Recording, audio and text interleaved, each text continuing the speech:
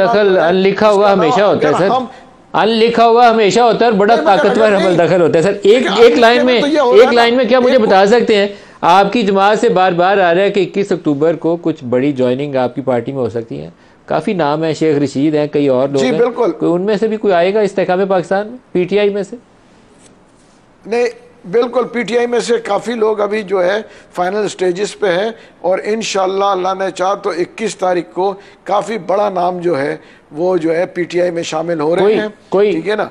और कोई एक हिंट दे हमें, शेख साहब हैं या कोई और है? मैं पंजाब से हैं, मैं आपको बता दूं, पंजाब से हैं और काफ़ी मतलब रावलपिंडी से हैं पीटीआई के नहीं, रावलपिंडी से का मुझे एग्जैक्टली नहीं पता, मगर ये मैं आपको कहूँ कि पंजाब से है, ये मैं क्लियर कर रहा हूँ। चलें, बेस्ट ऑफ लक। पंजाब के अंदर ही मैदान सजना है, वहां से जो पार्टी अक्सरियत हासिल करेगी, देखिए हुकूमत ही पंजाब बनाती है, देखिए हुकूमत दस्तगीर खान साहब, महमूद मौलवी साहब और सलमान